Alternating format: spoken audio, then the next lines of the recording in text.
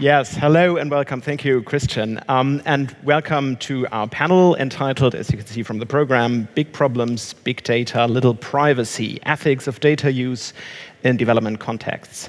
Yes, my name is David, as Christian just kindly introduced me, and I work for the Vodafone Institute. You might wonder what that is. The Vodafone Institute is the think tank for Vodafone, based here in Berlin, and it's our privilege to be one of the supporters of this year's Global Innovation Gathering alongside GIZ and the German Ministry for Development. Before I will hand over to our panel, let me just very briefly introduce the topic of why we think it is important. If you include the term big data in the title of any event or discussion nowadays, you always run the risk of boring your audience. It seems as if everything has been said about big data, and big data is not only a buzzword, it really seems as if it has lost its fashionable appeal or its miraculous aura. But we think that this might just be the right moment to have a new and a sober look at the potential, but also, of course, the challenges and risks connected with big data, particularly in a developing context. I mean, is it really only a hype? Well, if you look at data, big data, being generated through mobile phones, it's actually still a very new and still a fast-growing phenomenon. If you compare mobile phone data being generated in 2009 with the amount of data predicted for 2017, it's actually multiplied by the factor of 100. So we are still at the very beginning of that process. And if you look at mobile broadband subscriptions in Africa, there were 105 million subscriptions in 2013, and for 2018, it's predicted that there will be 805 million. So really a rapid growth, and I think we are really still at the very beginning of that process. So we think big data is certainly more than a hype. You all know that analogy that you can hear very often, that big data is the oil of the 21st century. But what does that mean for Africa? What does it mean for inequality of wealth and income? And what does it mean for the fight against poverty? It has been claimed in the past that big data might be at least part of the solution of Africa's statistical tragedy, as it has been described before. What is the statistical tragedy in Africa? Well, we do still have rather bad poverty data, unreliable information. Many researchers don't really know what is happening on the ground. And of course, in the past, it was always very costly and very difficult to get data. It's expensive and hard and difficult to collect.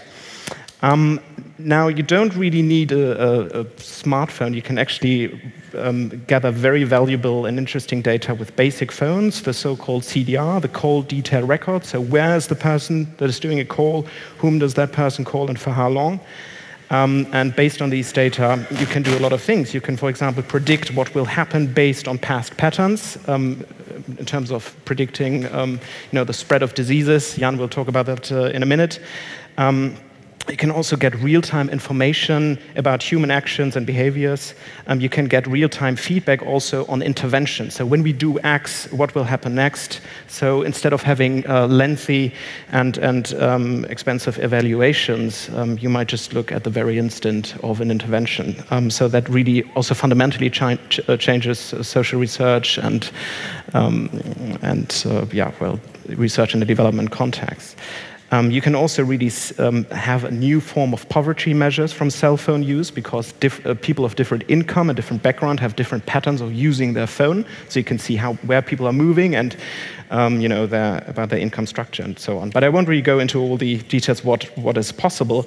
We'll learn about that and other aspects in a minute. But of course, we do not only want to celebrate all these great solutions, we also want to address the ethical problems and challenges that we are facing at the moment. And I think it can be said that we do lack a conceptual, a legal, and an ethical framework that lays out the principles of how to make use of the data, particularly in emerging markets and developing countries.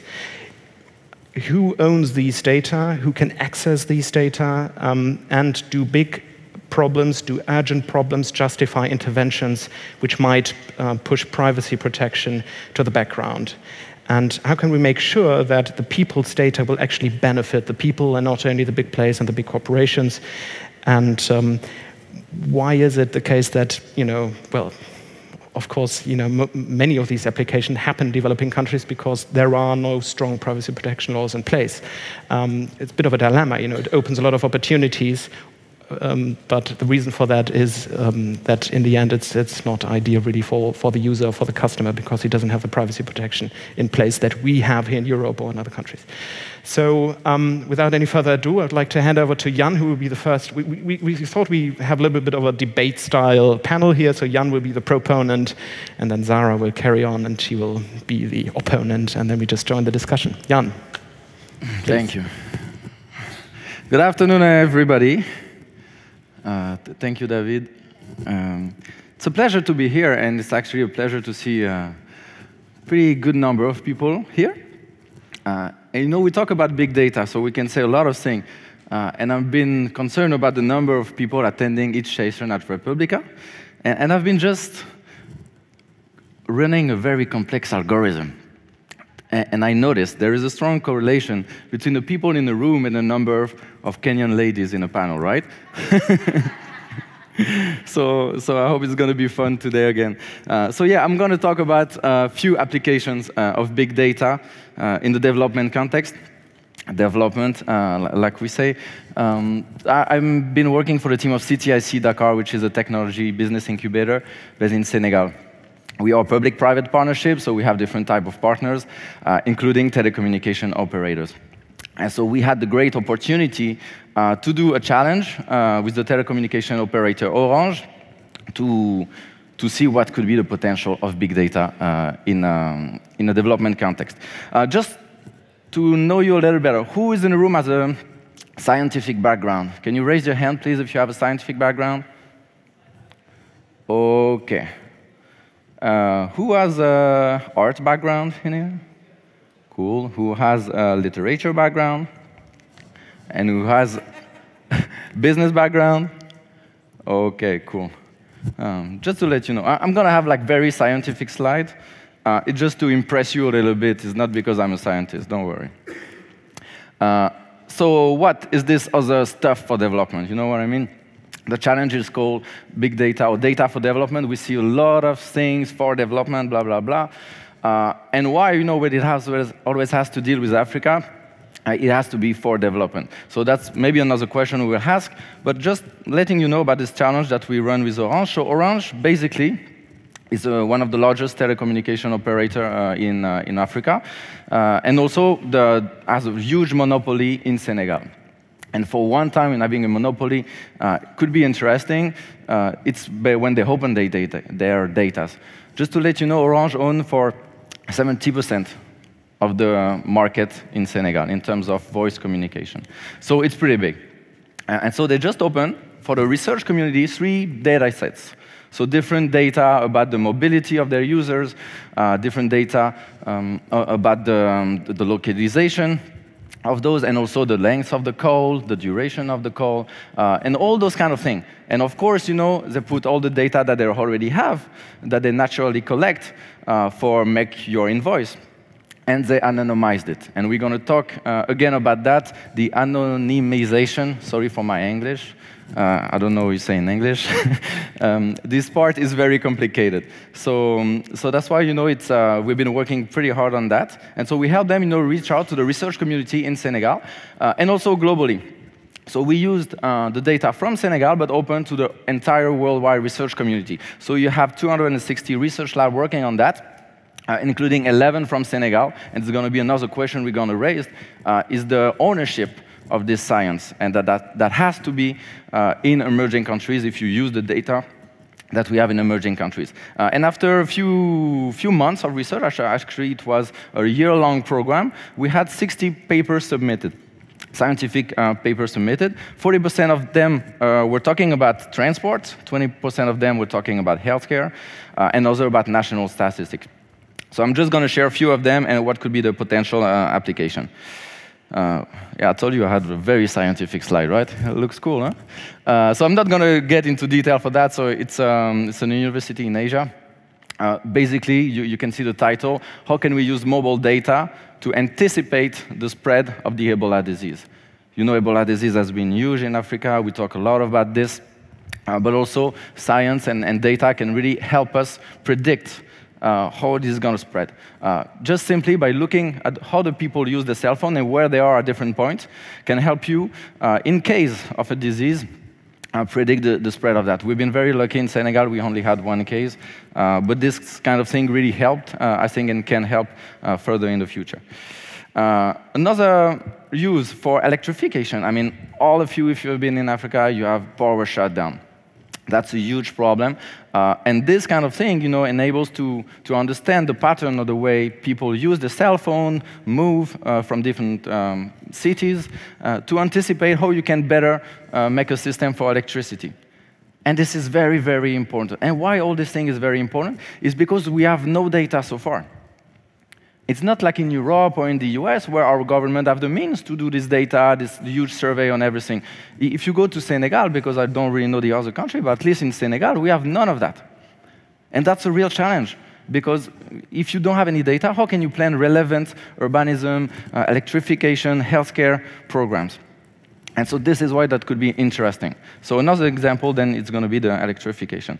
Another one, again and again, on healthcare, is the predictive malaria prevalence. So you all know malaria is a very huge problem in Africa. And so just, again, looking at how the people move from different cities, you can predict. And this is about different regions. So let's say, take an example here.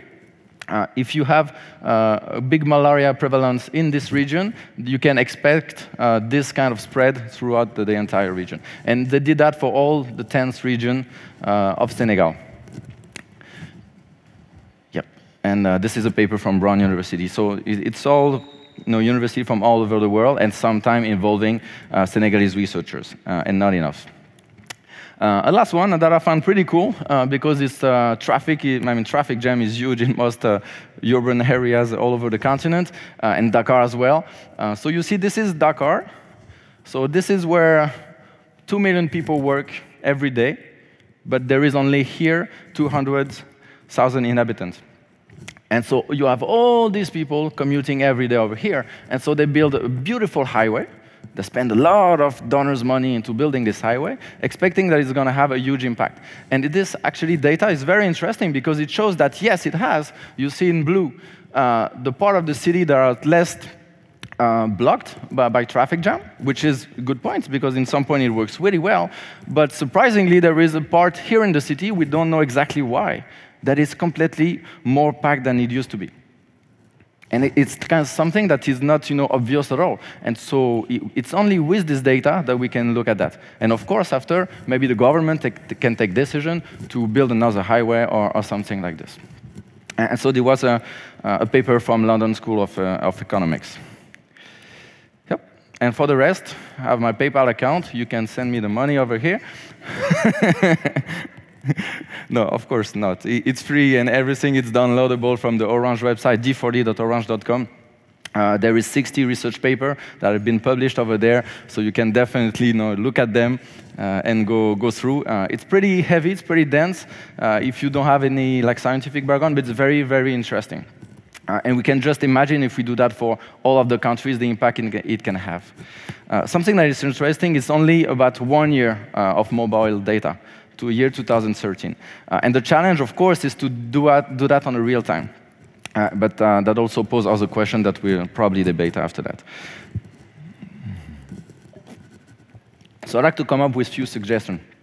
Because we are a third-party organizer as an incubator, we reach out a lot to the startup, the research community, but also the public stakeholders.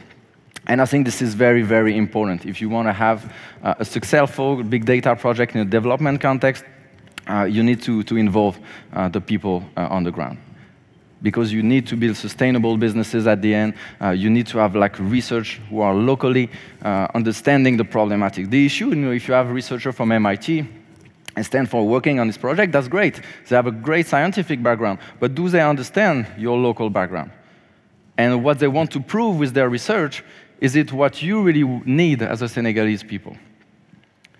And that's pretty interesting. So respect the privacy laws, if they exist, Senegal passed a law like a year ago. It's still not very much enforced. So they created this commission for data privacy. So it's a big challenge because, we're going to discuss about it. It's pretty hard in most African countries. Don't have laws enforcing data privacy. And you have to involve the ecosystem. You have to connect the researchers and the resource that you find locally to international knowledge and capacity, notably when you need supercomputer and people who are able to build very solid algorithms. But you also need to reinforce the local capacity in this sense. And of course, after, to build sustainable businesses. And this is really what interests us as a business incubator, is maybe out of the 660 paper, if we can have 1 or 2 startups really building products that could be used locally and maybe open sourced or different kind of model, that could be great. So, and I just came out with that this morning. So I'm going to call that the Rick rules of big data, right? So it's copyrighted. You can now use it. But I just wanted to raise a question for you and maybe to open to the discussion. Because I'm not sure if data is the best way to predict the future and to build a future. Because data is all about the past, right? It's using what you have seen in the years before to build what could be your future.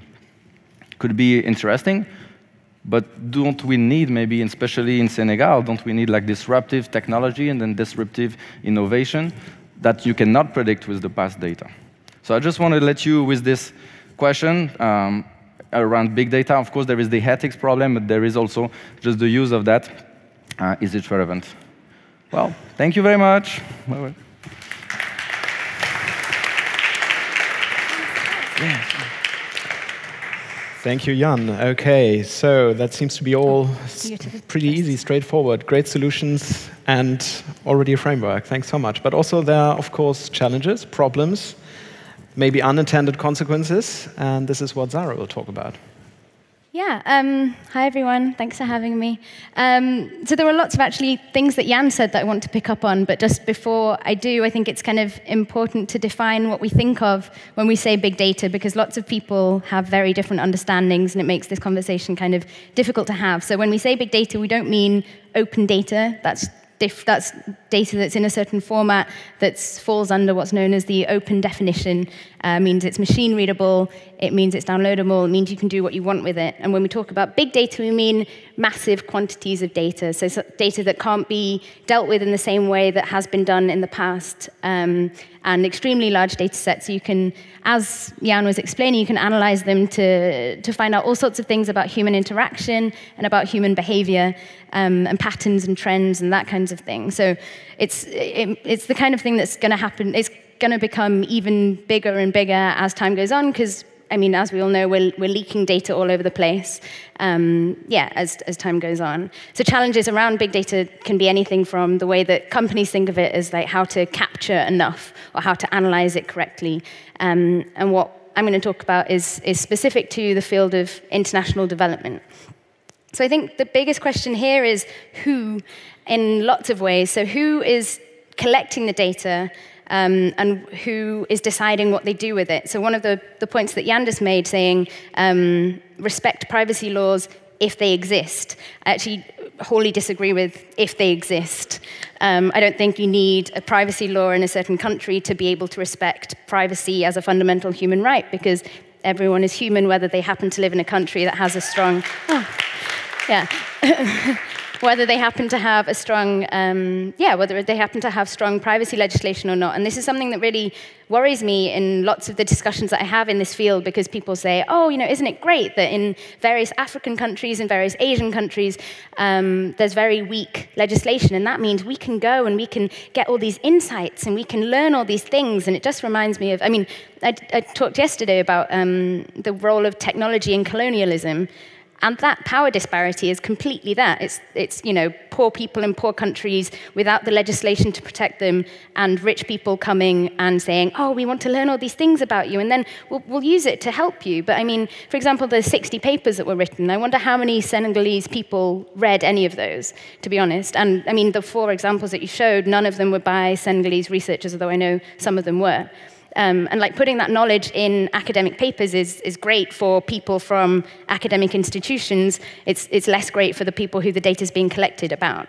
I mean, there are lots of kind of very noble-sounding efforts around collecting data on really, really problematic issues like human trafficking, for example. Like Google have this initiative with Palantir, a partnership working on human trafficking and trying to. Palantir are a company based in the US that work on that are one of the big. They have one of the biggest data mining, data analytics companies in the entire world. And then, so they have this Google Palantir company partnership working on human trafficking, trying to work out, where things are going, what's going on, what patterns there are. But Palantir started as a CIA-funded startup.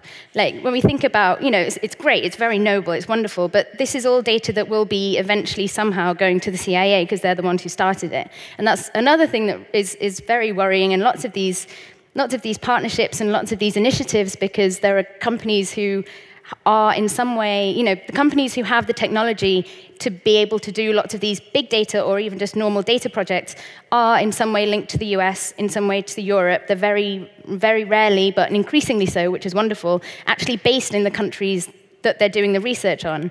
And that means that in many cases, if the money's coming from different sources, it depends where it's coming from. If it's coming from, US aid, the US government's development arm have been involved in CIA operations. So when we're saying, oh, isn't it great? We're collecting all this data and we're going to help eradicate poverty. No, you're giving data to the CIA. That's not something that we want to be involved in. It's not something that should be labeled as international development in any way.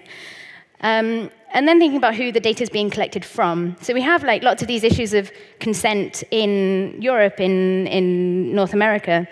And it's something we talk about. We have terms and conditions. None of us read them. We tick them. And that's something that we're concerned about. In lots of these cases, there aren't even any terms and conditions to consider. It's telecommunications companies collecting data without anyone knowing and having no option to opt out of those. So with, for example, thinking about if someone wants to use a mobile phone in their country to make a phone call, to connect with their family, again, information is also fundamentally a human right too.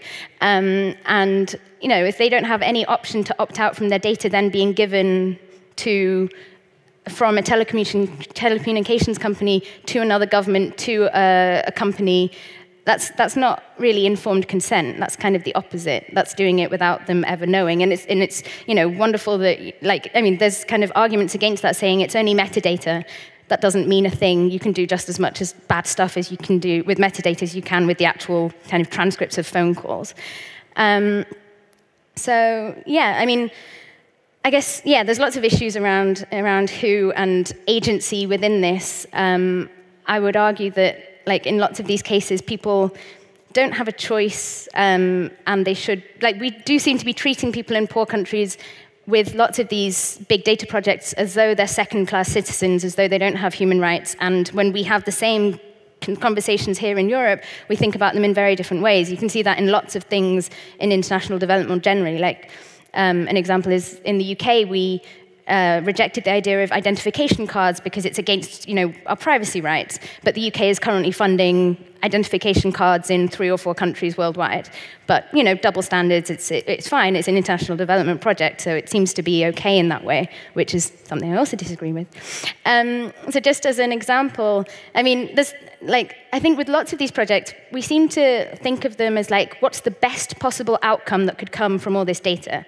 So when we're designing projects in the NGO world, we often use what's called a theory of change. So it says this happens, and then this happens, and then this happens, and then this happens, and then this really good thing happens. And we only think of them in the best possible way. And a former colleague of mine has this idea of creating dystopian theories of change instead of utopian ones.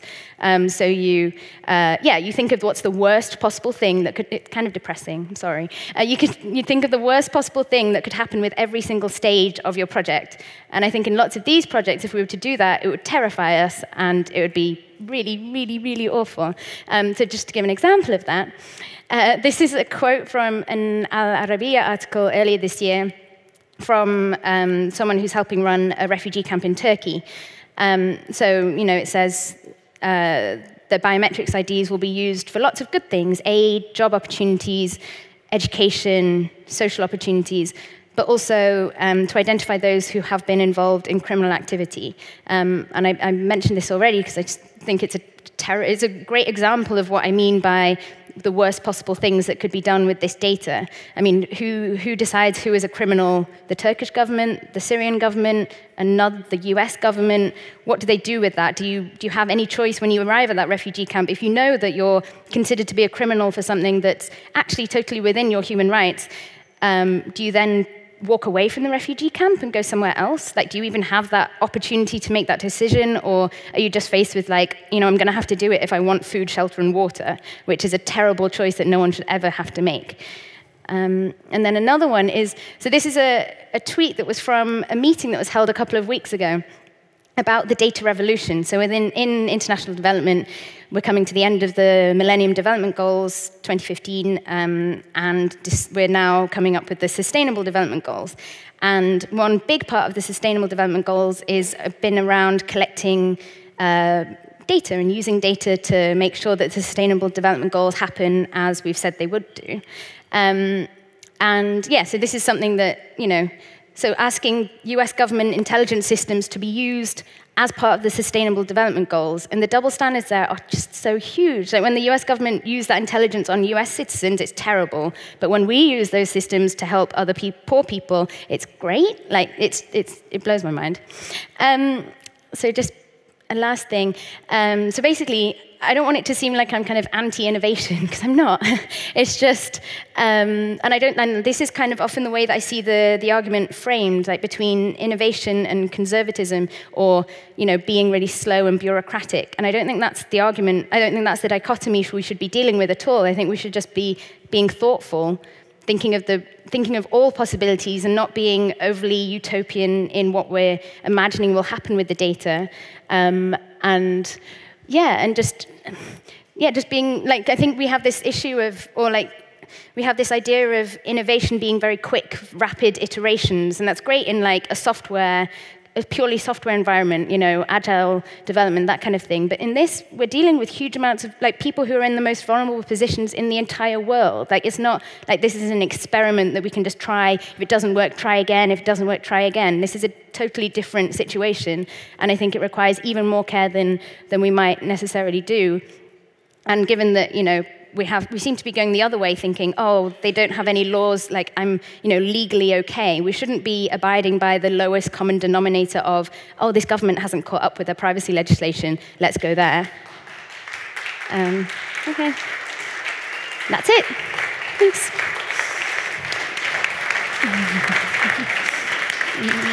Cool. Thank you, Zara. Just to keep it between the two of you for a second, I mean, I can totally see, very legitimate concerns that you've just expressed. I just wonder what you think should be done now. I mean, given the fact that we do not really have privacy laws in place, but we are facing that dilemma that the data is there and that we should make use of it in order to solve immediate problems. I'm not sure we should make use of it. I mean, I'm not sure we should make use. I mean, there's lots of things within that. So, like what you're saying about anonymization being a huge problem, I think maybe for just taking that as an example, like, yeah, you might anonymize the data that you're making available right now, but that's not the only data set in the world about that population.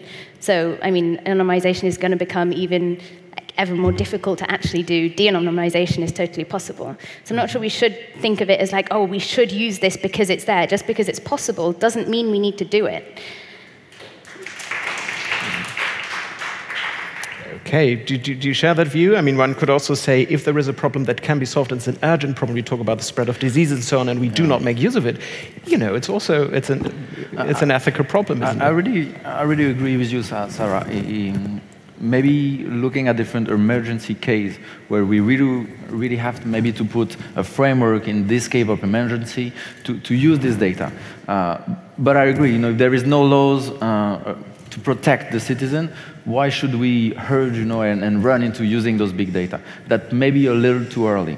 And I think we have to be very careful. But also the question I ask is that will we always need, those laws? Can we couldn't we find other type of framework outside of laws to protect the citizen? Maybe it's going to be like independent ethic panels, could be like different type of peer watching or this kind of thing. I don't know. I'm just thinking as I speak, but I think, you know, if we wait for the laws to be applied, but also after, you know, passed and enforced, that's two different stages. Yeah, and sometimes we pass so many laws that are not enforced. So maybe we should like find other way to be able to use those data. Yeah, I totally agree. But I think, I mean, I feel like data is thrown at a problem quite a lot as like, oh, there's this problem, we need to solve it. When actually, like, if we really cared about the spread of disease in African countries, we'd sort out pharmaceutical companies and patents. Like, if we're in a rich country and we really care about that, we would make sure that medicines were available for them to use. We wouldn't start analyzing data about a certain population. That's true. And you know what? We have to bear in mind as well that data is only a reflection of what happened. And I mean, after it's what you build on that matters, you know, and whatever data and big graph that you have, you know, what really matters, what do you do with that, right? And if we still have, you know, the same and useless program, it's not going to be useful to have those data, so I completely agree with you. Yeah, and actually, I mean, data isn't just a reflection of what happens there, it's a reflection of whoever's collecting it and how it's being collected. Like, no data is neutral. It's got biases in it, and we need to understand that when we're analyzing it, and that's kind of why it's a problem that, you know, not many people who come from that culture or that country are involved in analyzing it and drawing those trends and drawing those conclusions, because it might mean something completely different on paper to what we think it does. And I think, yeah, we have this understanding of, like, if it's in a spreadsheet, it's neutral, it doesn't have any biases, and that's completely false. Nanjira, you also, sorry if I may just hand over to you, you also work quite a lot on, you know, the relationship between digitization, general terms, and policy making. What is your take on that? So I'm caught somewhere in between the two. I mean, they both make very valid points. And because this is an unfolding phenomenon, I think for me, the thing that always makes me chuckle is this rush to quantify Africa. And so it's the new scramble and petition of Africa through data. And so anything that looks like a data set is going to be overanalyzed and under-contextualized to make sense of how Africa tweets or how Africa moves, you know, mobility or whatever. And what people don't factor in, and I'll use a very fantastic example from the Kibera slum in Nairobi. Some well-meaning research, I think, from the US gave women some tracking devices to see how quickly they got to places to get water and back, and was trying to help them minimize the time they spent moving from their homes to where they go get the water. Now, I can't even remember what the research question or solution was, but it was this quest to also save Africa from itself. The thing this wonderful, well-meaning researcher that didn't factor in is every day those women went out, they took a different route to go and come back. What he didn't factor in, and this is what I want to introduce to this conversation, is the social element. So today, these women want to visit their neighbors, catch on the gossip of this side of the slum, the news from the other side of the slum, some business in the middle part. And so this person ended up with a completely random data set. Their conclusion was that these people are cray-cray. They don't want to be helped.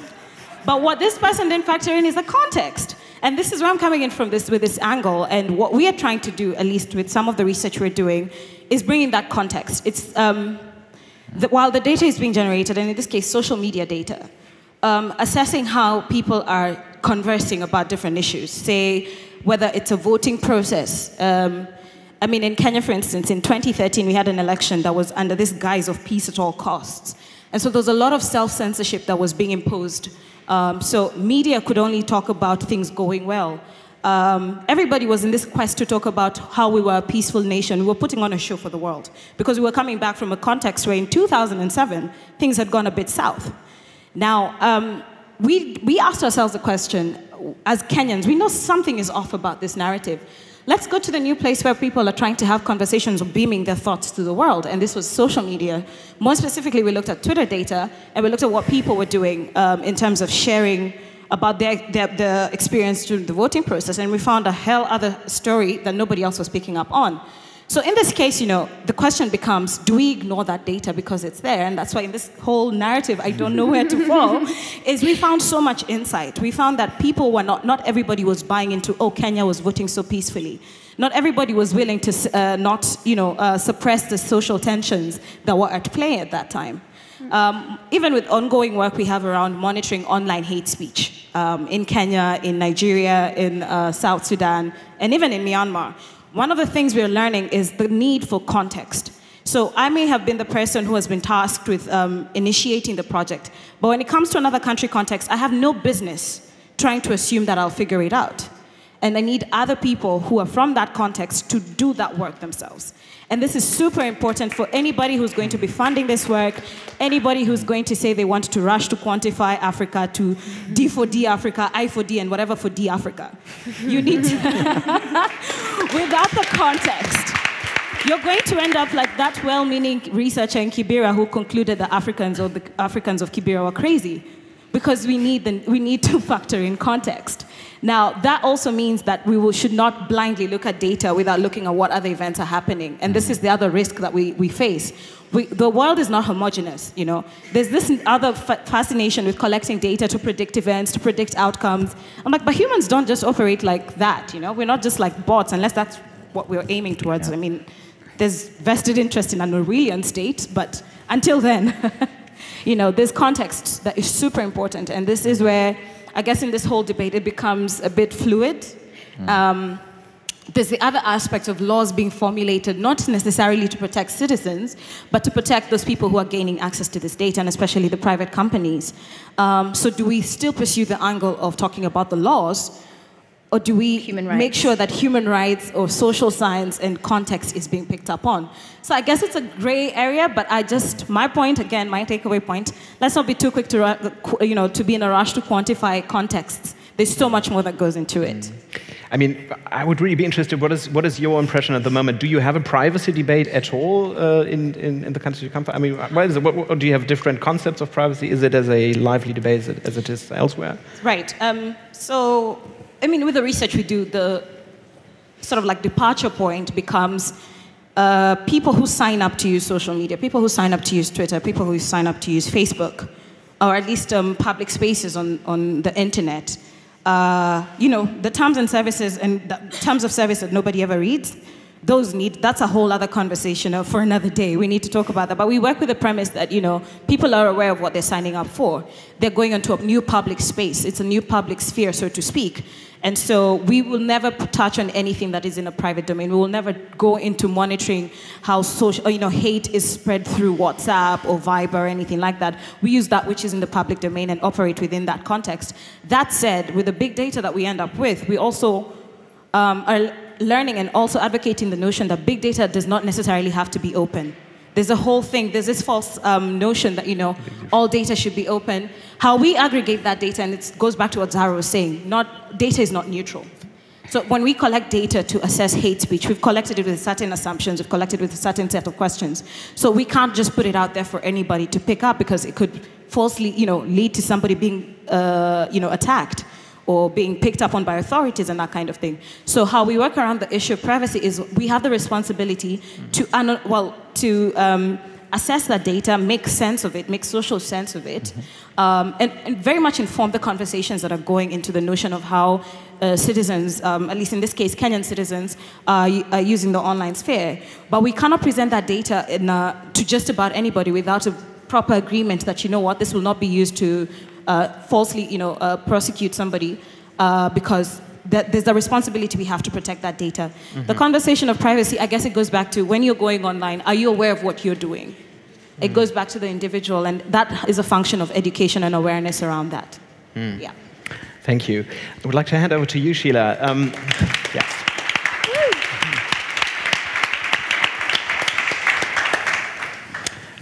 You had so many mobile entrepreneurs pitching with their ideas, and many of them are certainly involve some kind of data analytics or making use of data. Well, what is your take on that topic? Just before I comment on that, I have 2 points that I feel I must mention. So I think for most people, the context you have on big data is completely different. How big data is looked at by most people elsewhere is the project, like Nanjira said, to help others. While as for most of the African countries, how we look at it is not really about data. It's about services. Then after that, you think about, oh, but I'm also giving these guys data. So it's actually a context thing. And that's why I agree with what Zara was saying. Exploiting such people is very easy because one, there's no regulation, and two, they don't really care. So for you, you just come in there, you're like, I want to go to Kibera. Those women were probably given, what, 1,000 shillings? And they're like, yeah, give me 5. I'll wear all of those things. So we have bigger problems to think about than big data, such that it makes us very vulnerable to the outside that looks at it as projects, as sources of funding, and as options to set organizations in Africa. Well, my take. Anyway. So for the developers, I think they sort of have a similar mindset. To them, they're trying to provide solutions to urgent problems in their societies. What the data will do will come after the problems are solved. And most of them, I think I have researchers done research on this. They asked them, do you do analytics of the data? What comes after that? And most of them are like, what? Why would I do analytics for that? I don't need analytics to tell me how to influence a people on a given way of living or something to change whatever. I just need to provide what they need the most. Like, for example, the kids we were talking about, they want to revise. And what you can do with that data is compare maybe what happens to the kids before they were using the application and then after. So it's measuring something realistic. And that's why I have a problem with saying who is collecting the data. I would rather, I think, talk about why you're collecting the data. What is your purpose? Do you want to change whatever on paper, or do you really want to have an impact that is real? Do you want to solve a problem that is real? I don't think for those women, to be honest, they wanted to change their lives. It was just, yeah, I don't think they wanted to change their life. So for the developers, most of them look at it as solving problems as opposed to the other way. There's a traffic app that crowdsources traffic information. And people voluntarily, I use it. I really think about why. I'm like, yeah, there's traffic on Gong Road. Let me tell people there's traffic on Gong Road. But what that data I give to that particular person can do, I don't really think much about it. And that's maybe being a very young, I don't know, being very young in this space, we don't really look at it from that broad perspective. We eventually will, but right now, very few. And that's why so many research. And I strongly believe in coordinating and collaborating with the local people in collecting such data, because then they give you the context right, as opposed to you trying to force your hypothesis to be true. Yeah. Can I just add on that, about involving the local people? We got, paid to organize this thing, and especially to involve the local stakeholders that we have as a partner. And the challenge we had, involving the researchers, first, they say they lack knowledge. Some research lab, they say, oh, we don't have this data analysis, we don't have this programmer that we can use. And second, they lack machines, like a really powerful computer that can analyze those data. And I think if we really want to have the people to get ownership of the data and the research, you need to provide them with more skills, or at least skills and resources. Not on the very short-term help, but really build on a long-term those kind of research ecosystem. And this is very important, otherwise there's still going to be data that are owned by telco operators from the outside that are going to be analyzed by the people from the outside for the people inside, so it's not relevant. I was just wondering, Zara, maybe you can also make that a little bit more specific, what you think has to be done in order to ensure that people have agency, have transparency, and get involved in that decision-making process. I mean, you all kind of mentioned that problem, people don't really know what is happening, they might not care, they might not be aware, there is no legal framework really, so, and companies or maybe some NGOs just do it because they think they have to do it. But what can we really do? What would be specific steps to enable people to be involved in that decision-making process? What to do with data, and when, and how, and for which purpose? Well, I feel like we're kind of splitting this up into kind of people in Africa don't know what's going on with their data, whereas as though people in other countries do. And actually, that traffic app you talked about, I think it's called Waze, and my family in Switzerland use it. There's a very similar one that's like crowdsourced data, and you have to sign up, and you do all sorts of things. And I think actually, most people have no idea of where their data is going. It's just the main difference that I can see is that, when we're talking about African countries, we have like European and North American companies or donors or charitable funds coming and studying. Whereas here, if people tried to do that in Europe, there'd be a massive outcry, and we'd be like, oh God, I can't believe they're treating us like that. It's this basically, there's the same level of lack of knowledge or lack of actual understanding of where your data is going. It's just, researchers come and say, oh, now we can study you, and then we can take all this stuff outside. And that, I think, it's a terrible way to be thinking about the argument, really. If I may interject there, it just brings to mind, IBM Research set up their first Africa lab in Nairobi 2 years ago. And they came with the premise, big data and Watson would solve this key 6 African challenges that identified. None of their projects is scaling. None. 0. Niet. Nothing. And it's because the premise was already, that thing, already the premise of what they say the world is their lab. That didn't work out too well for them because context was lacking from the researchers to the hypotheses and the assumptions.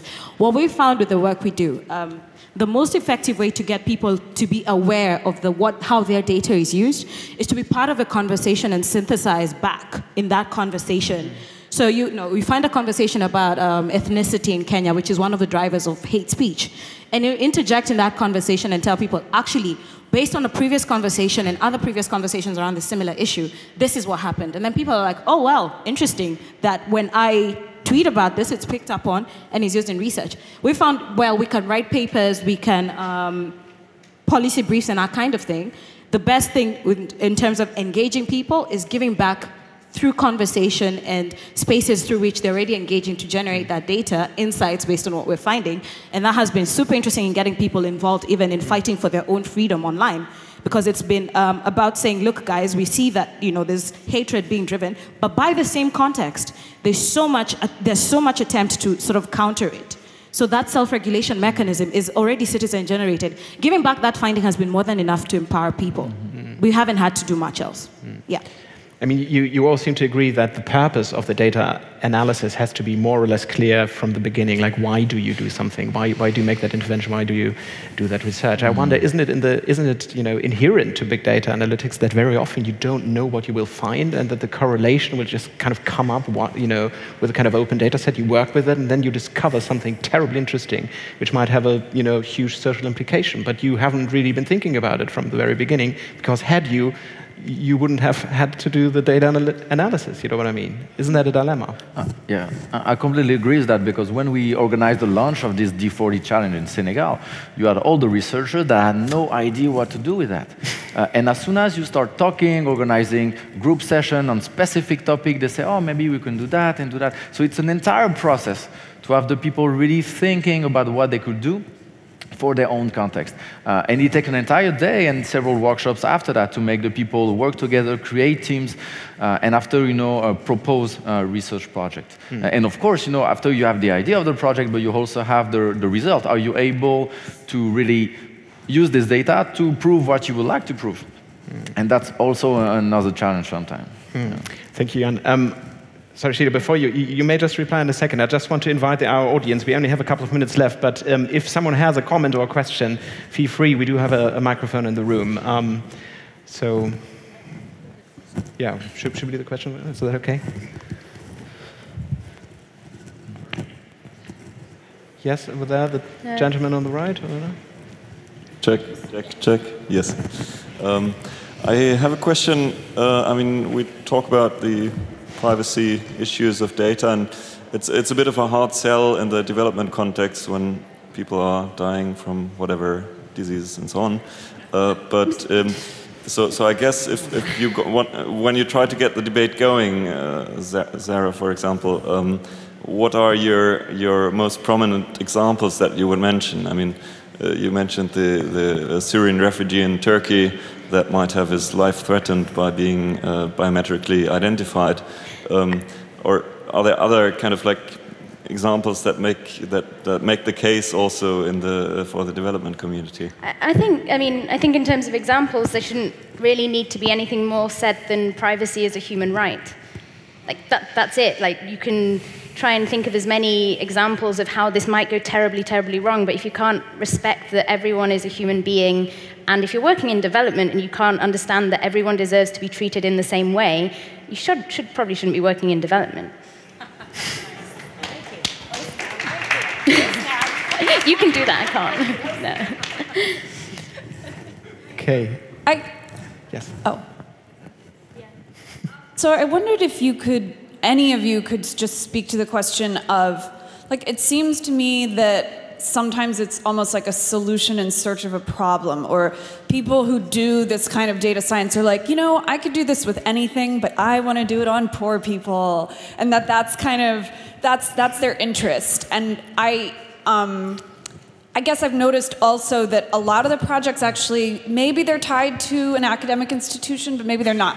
And when they're not, there's often not an ethics review process or an IRB process, which even in some universities that doesn't exist, but that should there be more of a sort of set of questions that researchers need to consider before they just drop into Kibera and start, following people around trying to get water, whatever. Yeah. I mean, we discussed that before, that how can we kind of have a more of an ethical debate in research, but also for these projects. Yann, you mentioned to me you have an external advisory board. Nanjira, you should answer. See, the Kibera example will be remembered. I'll go look for the paper and share it around. No, I mean, that's a valid question, and I think this goes back to each individual country context and the perception they have about how outsiders come into your country and do stuff. You find, I think in Kenya, the whole process of how the IRB is not very clear. I mean, it's not this strict thing that you must go through. But the onus on that is on Kenyan institutions, and especially the Kenyan academia, to sort of enforce that and make it a sort of like a manifesto that, these are the guiding principles. Do not look at people as this helpless.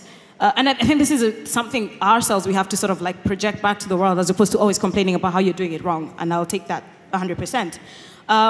So, I mean, I think it's a question of each country and each context taking that up and making it their own thing, and a guideline that they project out there. Yeah, ethics in science, it's a huge topic. I mean, you can have whatever process at the university level, it always goes back to the individual and what they really want to achieve. And I think in this case, what they've been doing well is creating outside of the program a very independent ethic committee with 15 people from the scientific, whatever type of background, who can review if all of the paper and the research that has been done is relevant and ethics. And I think this is the type of thing we should do, and maybe that's not enough, and we should do way more. But that's one part. But after, it's ethics, it's also a lot of education. We have to make sure the people in those universities, they understand better the local context, as they understand what are the needs. So maybe it's more collaboration before the project or even during the project. And maybe, using the diaspora connection, it could be huge. Maybe to apply for such kind of project, you have to have a scientist from the diaspora or from the country. Maybe you can create rules like that. That could really facilitate this, the relevance of the project, maybe. I don't know if that answers. Does it? Okay. Happy audience. Yes. Hello? Yeah, I think it's me. Oh, sorry. Gentleman in the first row. Well, it's a fascinating debate, but it's not a new debate. I mean, absolutely. We could be talking about genetically modified. I mean, we're talking about something I mean, I was born in Benin. I live in Benin. I live in the US. In the US, I have a social security number. I mean, I feel like in the US, in Europe, I am not protected. I mean, it's the same problem. I mean, when I do a Google search or whatever I do, I mean, normally government should protect me, but the NSA knows more about me than Google does. So, I mean, I don't think that anyone is right or wrong. I feel like it's just a topic that is going to kind of solve itself, just like any other things that we're involved in. Because, I mean, if I think of Zara's point, I mean, I totally agree with you that there is an issue. But at the same time, as a researcher, as a business person, and knowing the fact that data is not available in Africa, and that is one of the key things, I want to be able to first to gather, to collect data. I want to be able to analyze data. But I do understand what you were saying. So you said it's not like you are not advocating innovation, but innovation is messy. Like, innovation is something that you can't really, there are people doing cloning, but at the same time, yeah, I mean, you just don't know them, but I mean, if it's possible, people are doing cloning. But at the same time, you know, stem cells and all these things, it's messy, you know. And so my issue is, you're all right and kind of a little wrong a little bit. Well, that sounds a little bit like scientific determinism. I mean, it will happen anyway, and well, I mean, would you share that view? Just context. I think we'll just summarize the word context. Everything in context just makes it more closer to helping us figure out what the hell we're trying to figure out. Yeah, this parachute data analysis is kind of like parachute journalism. You know, you drop in, drop out. It's not going to work. I want to just touch about innovation, and I think just about the last slide I had, I think if we have also too much data in data research, we're not going to go anywhere. We're just going to replicate what we hope to see and what we want to see. And researchers, you know, when they use those data, they already have in mind what they want to say with this data. So they use the data saying, oh, it's going to tell that. Whereas maybe what we need is the other thing that nobody knows, the disruptive innovation, disruptive research. And that's really my concern, you know, especially supporting tech startups. We don't expect startups to do something, you know, that is just replicating what we had in Europe or in the US 10 years ago. And that works, even if the consumer is going to buy on internet or this kind of thing. Okay, that's going to make good business maybe. But if we really want to catch up in some way, we need like amazing things that we cannot predict. And I think data is going to be very bad at that, because they're going to help us, you know, just predict the short-term future and not having this disruptive technology. Just think about Tesla, for instance. Is there any way you could have data analysis to predict, oh, we should do battery for the car or this kind of thing? Even SpaceX. No, can you predict that? You can round it up. So I don't want to take too long on that, but I really this is the thing for me that I want to keep in mind when I use data and when I do data projects. Okay, thank you, Yann. Yeah. Sheilah. For me, it's simple. Before we even start talking about ownership of big data, we need data. And in developing countries, our data is manual. So the fact that we are talking about digital data, we are talking about a very small, very tiny percentage of the real data. That's all. Thank you so much, Sheilah, for putting everything into perspective at the end of this wonderful panel. And please help me thanking our distinguished panelists.